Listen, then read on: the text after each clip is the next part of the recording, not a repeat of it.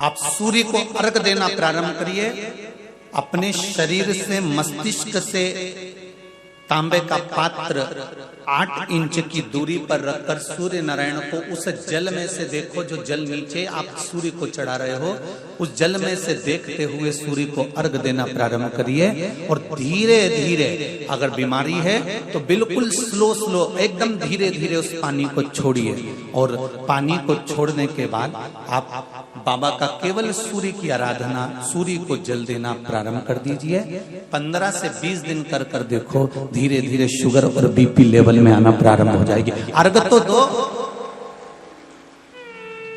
15 दिन, 20 दिन, 1 महीना, 2 महीना, तुम्हें लगे किसी और वाला हमारा झूठ बोल रहा है, मत, तुम्हारे हाथ में तो लोटा है पानी का, उसमें क्या दिक्कत है?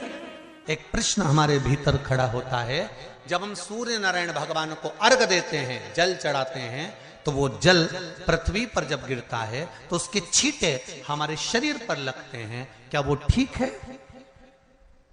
क्या वो श्रेष्ठ है?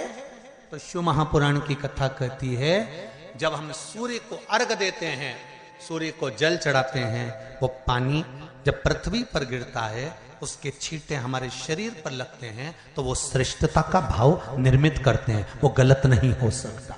कारण अब वो भी समझ लीजिए।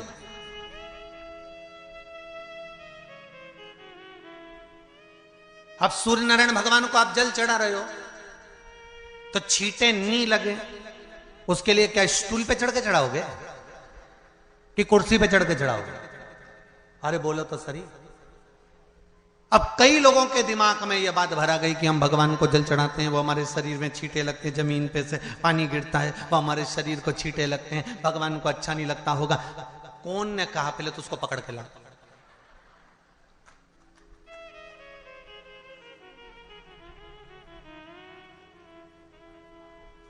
क्योंकि मेरे राम जी महाराज, मेरे भगवान कृष्ण,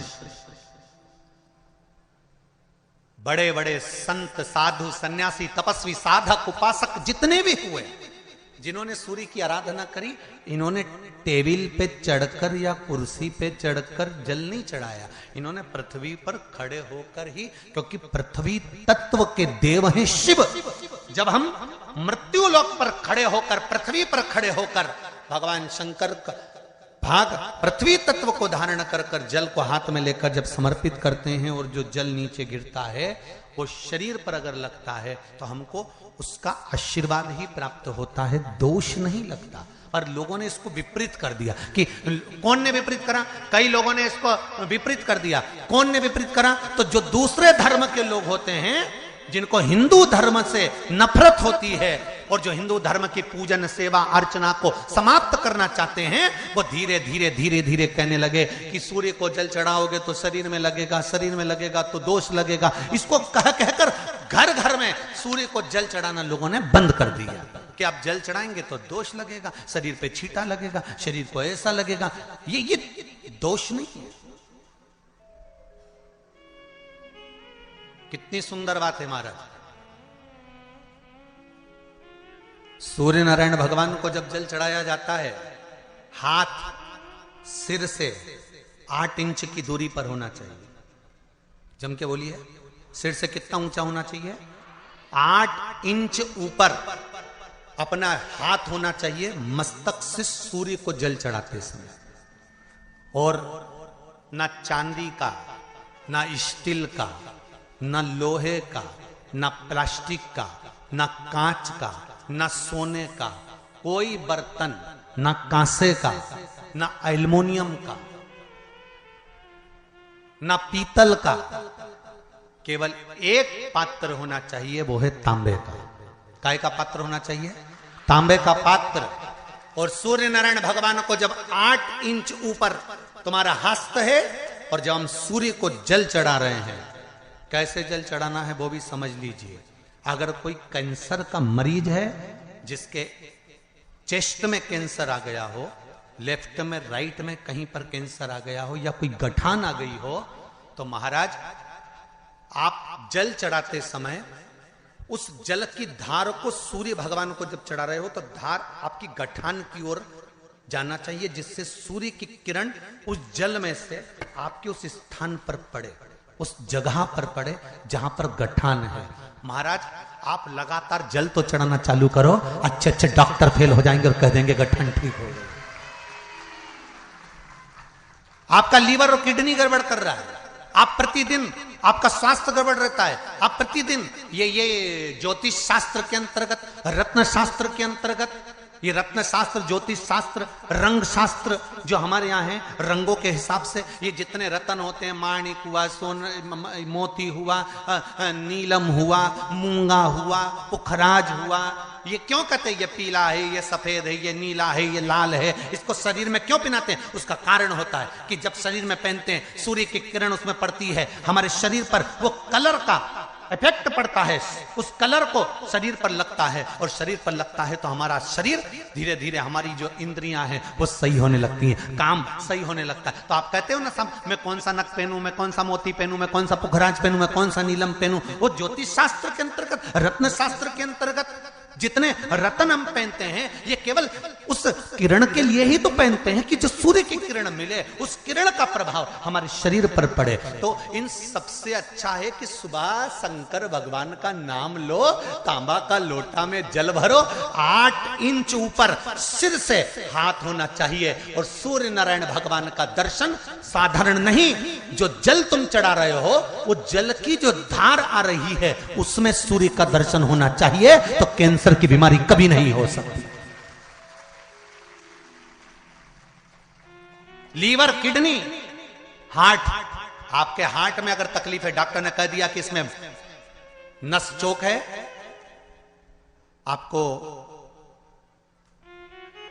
कहीं ना कहीं छल्ला डलेगा, आपको कह दिया इसमें कुछ ना कुछ प्रॉब्लम आ रही है, आप सूर्य को अर्घ देना चालू कर दो, सूर्य को जल चढ़ाना चालू कर दीजिए। आप सूर्य को जल चढ़ाओ, वो जल की जो तरंग आ रही है, वो जल जो निकल कर जा रहा है, उसकी जो किरण आपके हृदय पर, आपकी छाती पर पड़ रही है, नाड़ियों में पड़ रही है, नसों में पड़ रही है, उसका बल देखो तो सही।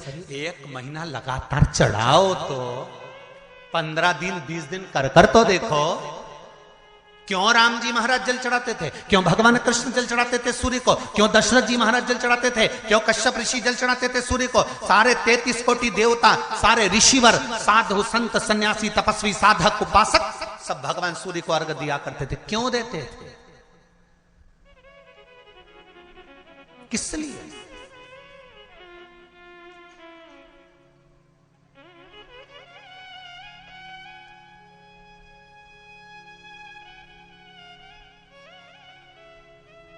सूर्य नारायण भगवान को जल चढ़ाते समय आपके पंजों की एड़ी ऊंची नहीं होना चाहिए, ध्यान दीजिएगा महाराज।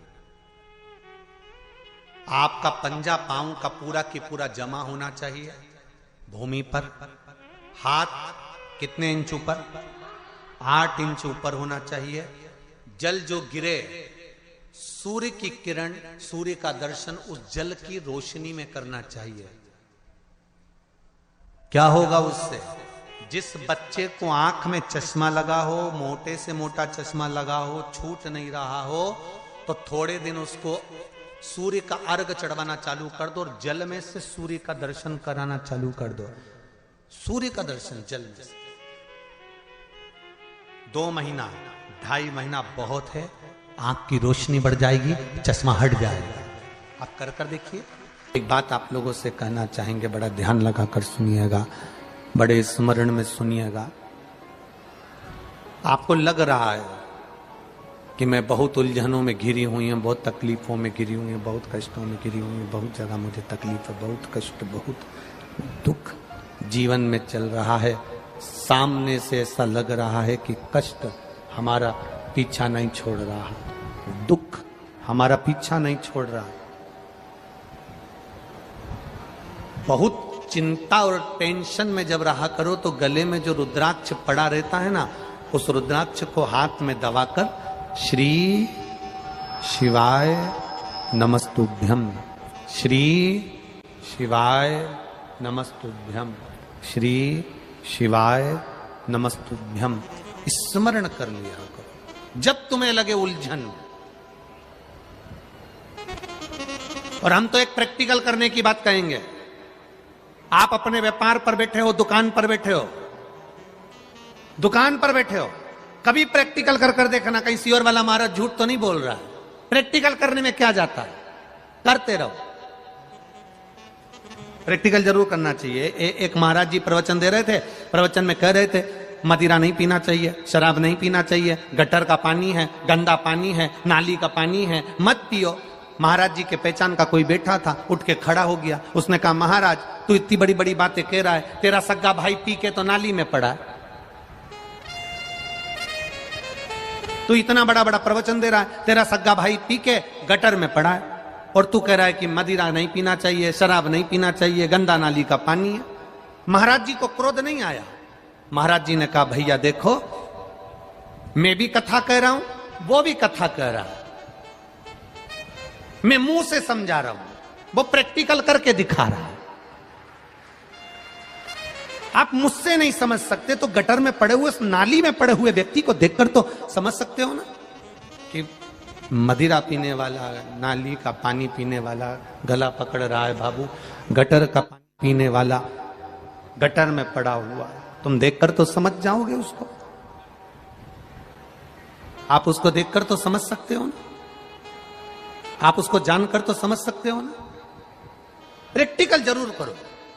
जितने लोग बैठे हैं कथा श्रवण करने के लिए, जितने लोग टीवी पर सुन रहे हैं, जितने फेसबुक यूट्यूब पर कथा सुन रहे हैं, उनसे निवेदन करूंगा, आपके गले में अगर रुद्राक्ष है, आप अगर सीहोर के रुद्राक्ष को धारण करते हो, आपके गले में लाल धागे में अगर रुद्राक्ष पड़ा हुआ है, दुकान पर बैठे हो, आधा घंटा हो गया, कोई ग्राहक नहीं, कोई ग्राहक नहीं, आप उस रुद्राक्ष का स्मरण कर कर श्री शिवाय नमस्तुभ्यम श्री शिवाय, थोड़ा आराम से बोलना, जल्दी जल्दी सब्जी काटते ऐसी मत काट देना, बहुत प्रेम से। आपको लग रहा है ग्राहक नहीं, मेरी दुकान में कोई व्यापार नहीं चल रहा, आज तो दिन भर से बैठा हुआ हूं, आज कोई काम नहीं लगा, आज कोई तकलीफ आ रही है, बस उस रुद्राक्ष का स्मरण कर कर मेरे शिव का स्मरण करना। क्यों? क्योंकि विद्येश्वर संहिता में, शिव महापुराण की विद्येश्वर संहिता में देव अधिदेव महादेव माता पार्वती से कहते हैं, तुम रुका जी चंचुला देवी से कहते हैं कि भगवान शंकर के नेत्र अश्रु से गिरे हुए, अश्रु से ये रुद्राक्ष का पौधा उत्पन्न हुआ है। ये रुद्राक्ष कोई दूसरा नहीं है। शंकर पार्वती से, माता सती से कहते हैं पार्वती ये मैं रुद्राक्ष के रूप में स्वयं शिव भक्त के साथ रहता है और उसके सम्मुख में प्रकट हो जाता है।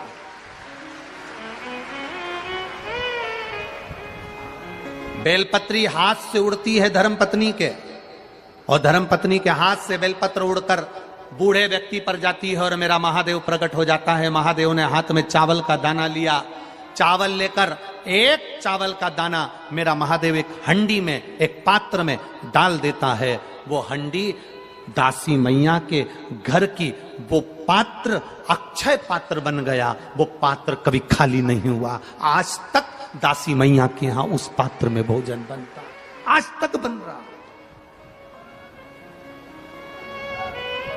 एक दाना चावल का,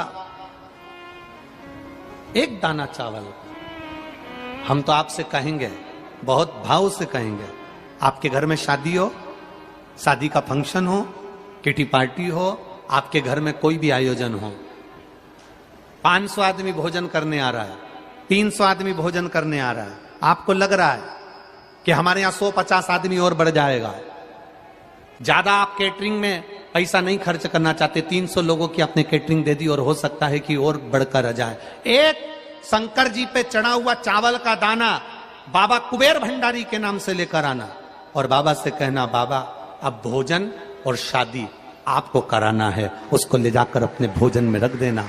कर दे, करेगा। वीरगंज नेपाल में कथा थी, दूसरा देश, दूसरी भाषा, रहन सहन दूसरा।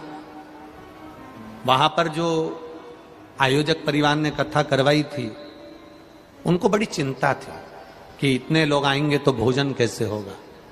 कभी आप वीरगंज में जाना तो वहां पर उन जजमान से मिलकर आना, एक चावल के दाने का महत्व क्या है वो समझा देंगे आपको। हमने केवल इतना कहा था कि एक चावल का दाना कुबेर भंडारी के नाम से शिव को चढ़ाकर उसको लेकर आकर भंडार में रख दो। जितना भोजन रखा है वो भोजन बनता रहेगा और भंडार उतना की उतना ही भरा रहेगा, उससे ज्यादा मिलेगा।